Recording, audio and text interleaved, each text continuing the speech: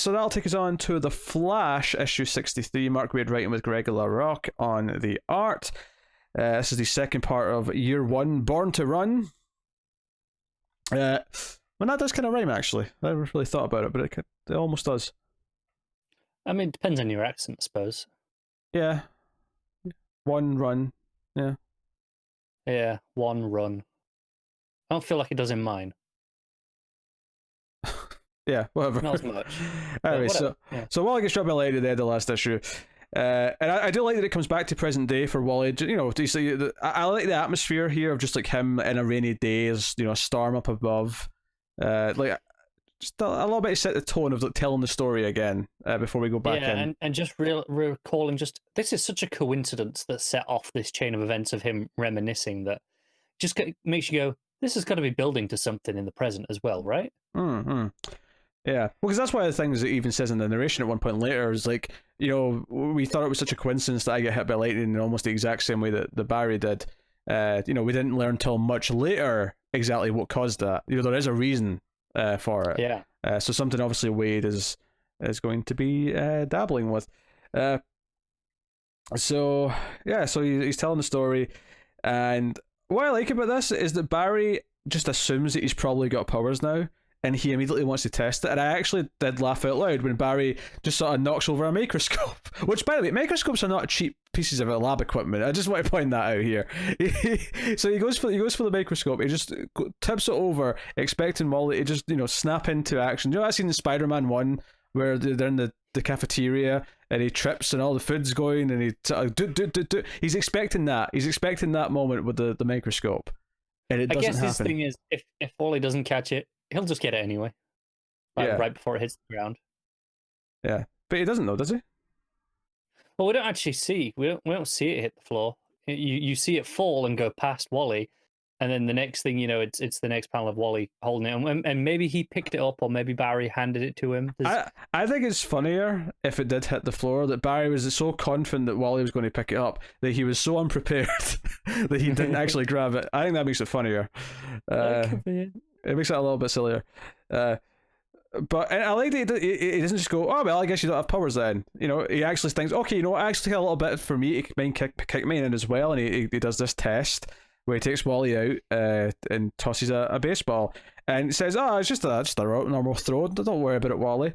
And I actually, one of my favourite art in the book is actually this catching the ball sequence. And it's not because, I mean, the art's obviously solid, but it's not because it's the most like impressive visual, you know, per image. It's just how it's paced and what the layout does to it, where you keep having this like Flash holding a stop clock in his hand, and we have like the ball swooshing down just a field, and we're getting closer to the ball, and we see like the glove coming out to capture it, and the way it's described in the narration as well, it says, you know, the bottom of the page says, and then it stopped. It just hung there in front of me like some ripe red plum.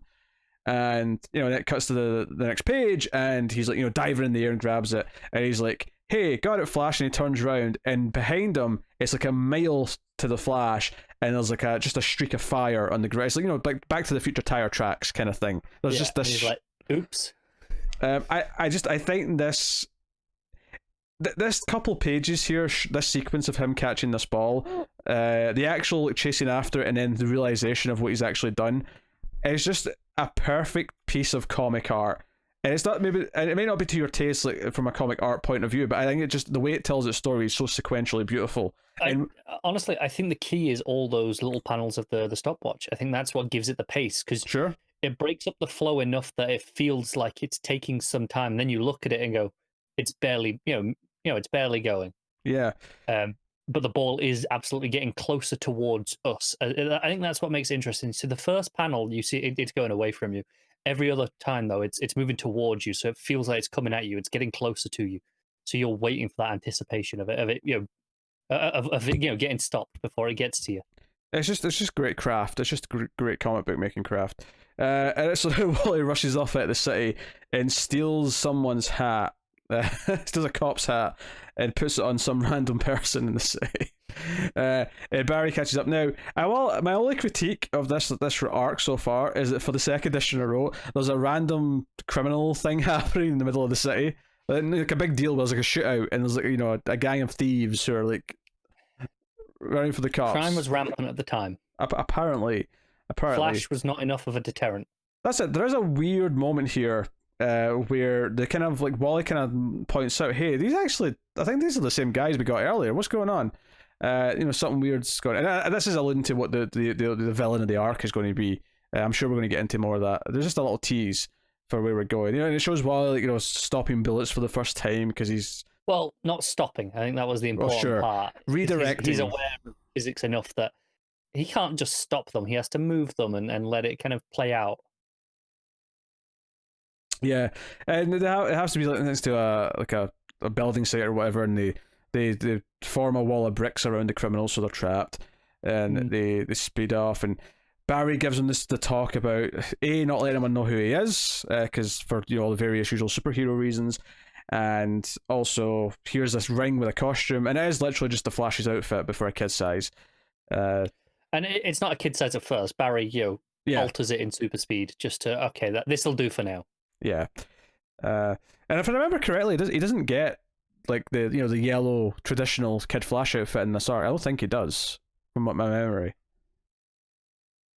I'll take your word for it. We'll find out. Maybe I'm wrong, but Iris shows up, and Flash is like, "Oh, I gotta go," and comes in as Barry. Yeah, and Flash did tell Wally, "Don't tell anyone, even Iris." Mm-hmm.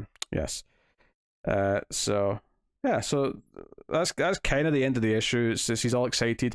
He kind of laments in the narration that that was the start of the best summer ever, but of course it had to end. And he gets kind of somber at the end where he's like, because he literally says, "Too bad it had to end." And there's just what the next photo in the picture book that he's looking at that Iris made is of Mirror Master standing over an unconscious Flash.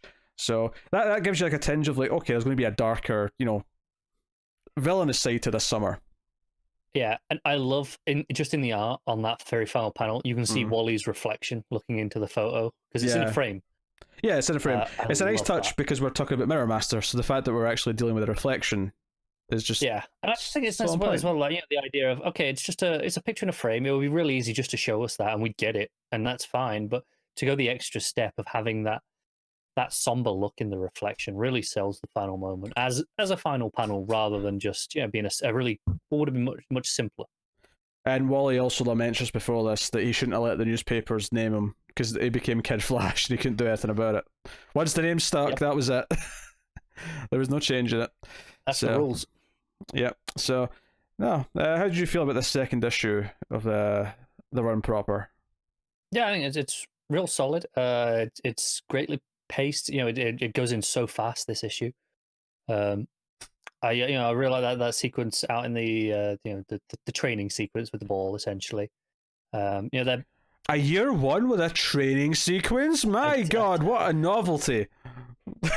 Who'd have thought that it would involve discovering powers? If you don't, I assume everyone who's listening to this also listens to the main show. But let's just say we were not particularly positive on Joshua Williamson's Flash year one for Barry. That was last year now? No, it was because it's February. It must have been last year. Yeah. No, I really like most of the art. I think it could be improved. I think Wally and Barry's dialogue. I think it's partially because they have only really just met.